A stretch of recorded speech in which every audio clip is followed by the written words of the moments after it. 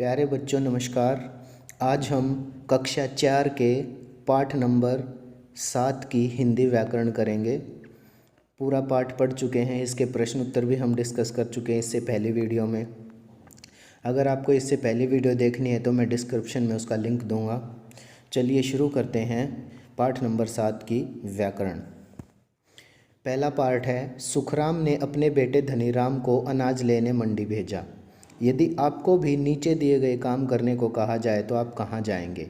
कहने का मतलब ये है, अनाज लेने के लिए यदि मंडी में जाते हैं तो नीचे जो काम लिखे हुए हैं उनको करने के लिए कहाँ जाएंगे। पहला है पत्र डालने के लिए। पत्र डालने के लिए आप डाकघर जाओगे बेटा, डाकघर। दवाई लेने के लिए आप अस्पताल जाओगे। पैसा जमा करवाने के लिए आप बैंक जाओगे, बैंक। बिजली का बिल भरने के लिए आप जाओगे बिजली घर में। राशन लाने के लिए आप जाओगे परचून की दुकान पे। सब्जी लाने के लिए आप जाओगे सब्जी मंडी में। पढ़ने के लिए आप जाओगे स्कूल, विद्यालय। खेलने के लिए आप जाओगे खेल के मैदान में, खेल का मैदान। घूमने के लिए आप जाओगे बाहर, किसी पार्क में भी जा सकते हो घूमने के लिए। अगर आपको दूर कहीं जाना है तो अपने माता पिता के साथ आप किसी स्थान की सैर भी कर सकते हो, घूम कर आ सकते हो। चलिए आगे देखते हैं ग्रामर का अगला पार्ट। धीरे धीरे दोपहर हो गई। देखो बच्चों, धीरे धीरे को ऐसे कोमा में बंद कर रखा है। वैसे इनको कोमा नहीं बोलते हम, लेकिन आपके समझाने के लिए हैं। इस वाक्य में दो पहरों का समूह के लिए दोपहर शब्द का प्रयोग किया गया है।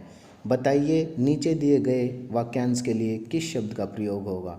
मतलब दोपहर का समूह दोपहर होता है, तो नीचे आपके लिए कुछ वाक्य दे रखे हैं, जैसे त्रिभुज, चौमासा, दशक, पंचवटी, सप्ताह, नवरात्र। तो इनके लिए हम कैसे, जैसे दोपहर के लिए यूज किया था, उन शब्दों का प्रयोग करेंगे। पहला है चार राहों का समूह, इसको चौराहा बोलते हैं, जिसमें चार रास्ते या राह होते हैं। 10 वर्षों का समूह, 10 वर्षों के समूह को हम दशक बोलते हैं, दशक। 4 मासों का समूह, इसको हम चौमासा बोलते हैं।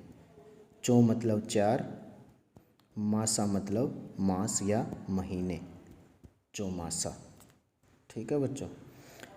5 वृक्षों का समूह, 5 वृक्ष हैं, जैसे अशोक का वृक्ष हो गया, पीपल का वृक्ष हो गया, बेल होगी आपकी, वट हो गया, और एक पाकड़ नाम का पेड़ है, पाकड़।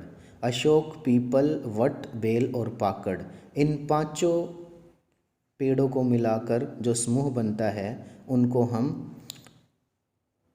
क्या बोलते हैं, पंचवटी बोलते हैं बच्चों। पंचवटी में ये 5 वृक्ष आते हैं। पंच मतलब 5, वट मतलब वृक्ष, 5 वृक्षों का समूह। 7 दिनों का समूह सप्ताह होता है, सप्ताह। सप्ताह में 7 दिन होते हैं। 3 भुजाओं का समूह त्रिभुज, त्रि मतलब 3, भुज मतलब भुजा। 9 रातों का समूह नवरात्र, 9 मतलब 9, रात्र मतलब रात्रि। चलिए आगे देखते हैं थोड़ा सा। धीरे धीरे दोपहर हो गई। इस वाक्य में धीरे शब्द का प्रयोग 2 बार हुआ है। ऐसे शब्दों को युग्म कहते हैं। युग्म मतलब जोड़ा, ये जोड़े में हैं, आपस में जुड़े हुए हैं। ये धीरे धीरे के बीच में योजक लगा रखा है, धीरे धीरे। दिए गए युग्म शब्दों से वाक्य बनाकर लिखें। तो वाक्य कैसे बनाएंगे, और भी जो शब्द हैं, जैसे कब कब, तुम कब कब खेलते हो, ये वाक्य बन गया हमारा। जल्दी जल्दी, जल्दी जल्दी अपने घर जाओ, ये वाक्य बन गया। चलते चलते, चलते चलते बात मत करो, ये वाक्य बन गया। साथ साथ, हम हमेशा साथ साथ स्कूल जाते हैं, ये आपका साथ साथ हो गया। कभी कभी, हम कभी कभी दिल्ली की सैर करते हैं, मतलब दिल्ली घूम कर आते हैं, हम दिल्ली की सैर करते हैं। ये आपका वाक्य बन गया कभी कभी। बैठे बैठे, हम बैठे बैठे बोर हो जाते हैं या ऊब जाते हैं। बैठे बैठे ऊब जाते हैं, ये आपका वाक्य बन गया। ठीक है बच्चों, अगला पार्ट देखिए। इन्हें क्या कहते हैं? जहाँ घोड़े को बांधा जाता है। घोड़े को बांधे जाने वाले स्थान को बच्चों अस्तबल कहते हैं, अस्तबल। जो घोड़े पर सवारी करता है उसको हम घुड़सवार कहते हैं, घुड़सवार जो घोड़े की सवारी करता है।